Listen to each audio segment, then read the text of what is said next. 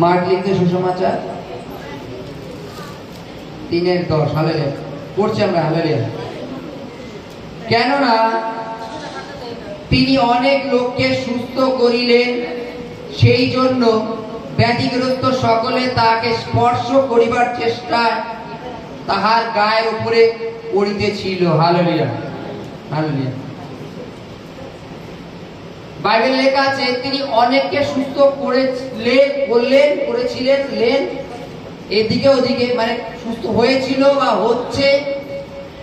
এবং বাইবেলে লেখা আছে অনেকে তাকে স্পর্শ করার চেষ্টা করেছে এবং তার গায়ে চাপাচাপি করে পড়ছে। হালেলুয়া।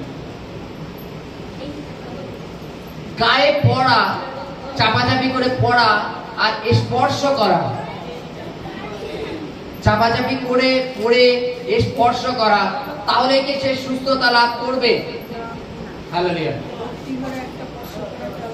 তাহলে কি কেউ সুস্থতা লাভ করবে? না।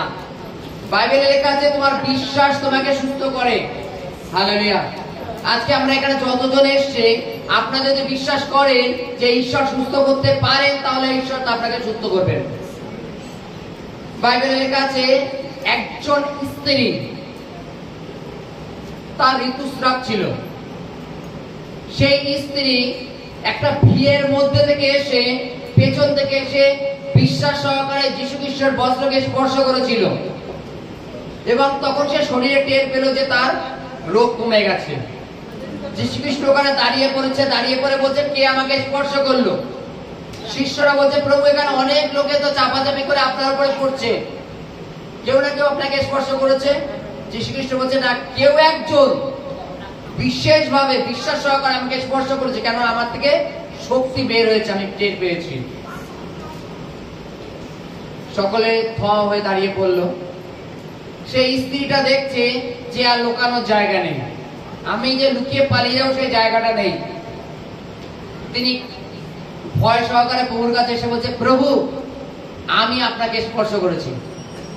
ওখানে সকলে কিন্তু চাপাচাপি করছিল, এতক্ষণ টানাটানি করছিল, কেউ সামনে আসলো না। কিন্তু সেই স্ত্রী এসে বলছে প্রভু আমি আপনাকে বিশ্বাস সহকারে স্পর্শ করেছিলাম। সেই স্ত্রী তখন বলছে যে আমি রোগগ্রস্ত এবং এই রোগের জন্য আমার সর্বস্ব টাকা পয়সা, জায়গা জমি যা ছিল সমস্ত কিছু ব্যয় হয়ে গেছে, আমার আর কিছু নেই। আমি বিশ্বাস করেছিলাম যদি আমি আপনার কাপড়টাকে স্পর্শ করতে পারি তাহলে আমি সুস্থতা লাভ করব। তাই প্রভু আমি ভিড়ের মধ্যে থেকে এসে আপনার কাপড়টাকে স্পর্শ করেছি।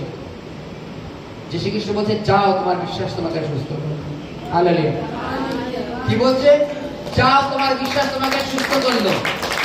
আজকে বাইবেলে কি বলছে যে কেননা তিনি অনেক লোককে সুস্থ করিলেন, এই জন্য ব্যাধিগ্রস্ত সকলে তাহাকে স্পর্শ করিবার চেষ্টায় ও তাহার গায়ের উপরে পড়িতেছিল।